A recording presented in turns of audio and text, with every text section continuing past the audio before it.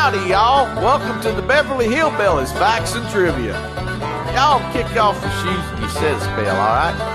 Now here's your host for the show, the old Kentucky boy himself, Mr. Bob Snap.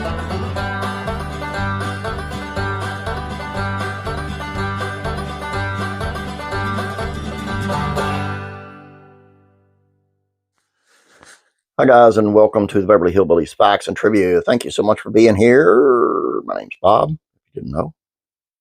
Today's video is on how the show was desperately in need of more writers as the series progressed. This is pretty interesting, guys.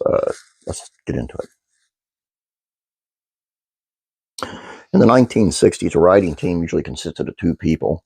Anything more than that would simply be called a stable of writers, something Paul Henning lacked in the early seasons of the Beverly Hillbillies. Henning was the writer, producer, and creator of the hit series, which made its on-screen debut in 1962. During the first few seasons of the Beverly Hillbillies, Henning put all his time and dedication into being the sole writer on the show. But in 1966, for the first time in the 4-year tenure as creator, this head writer finally found his stable. He had an actual writing team. His team included Ronnie Perlman, Buddy Atkinson, and Mark Tuttle. Tuttle was the only writer to be with Henning from the start. While there was nothing unusual about a TV series having 4 or more writers, it came as a big adjustment for Henning. According to a 1966 interview with the Calgary Herald, Henning said he was doing the long and grueling task of being the main writer for the series, with the sole help of Mark Tuttle, who he brought on midway through the first year. Henning originally employed Tuttle as his assistant and on-the-job trainee. I think it's safe to say that he got his training hours in, and then some. Henning kept his eye out for writers who would match his message on the Beverly Hillbillies. Knowing a thing or two about hillbilly culture was just as important to him as other skills on the resume. My problem was that almost all scriptwriters are big city boys born and bred, and it figures, Henning said. In the big city is where one is most likely to acquire the glibness, the sophistication, and education it takes. But the big city boy doesn't have the inherent understanding of nature, customs, and lore of the type of native, rural, and Southern Americans represented by Jed Clampett and his kin.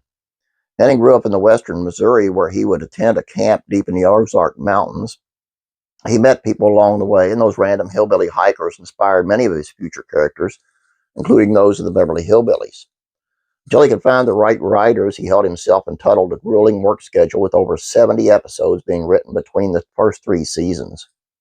According to the interview, Henning even transformed his office at the General Service Studio into a living quarter where he would stay and write day and night.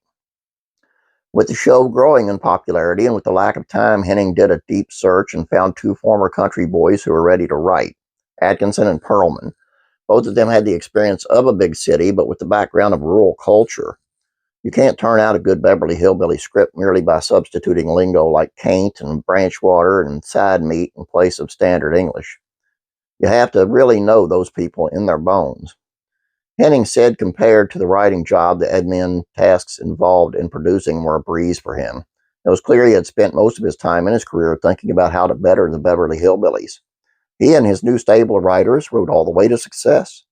As anyone knows who writes regularly for a living, it's an agonizing way to keep food on the table, Henning said. And in my opinion, he picked the good ones. Actually, the Ronnie Perlman, I looked him up, and it kept coming up Ron Perlman from Sons of Anarchy. I don't know if they're related or not, but he did a lot. He wrote a lot of different stuff.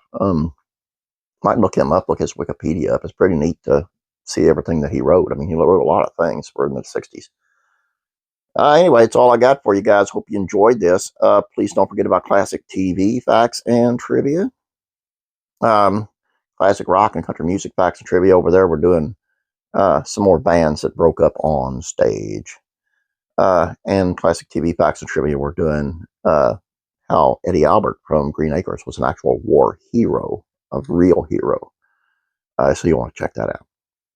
Please subscribe. Please like this video if you don't mind. You guys have a great day. God bless. And I'm always praying for you.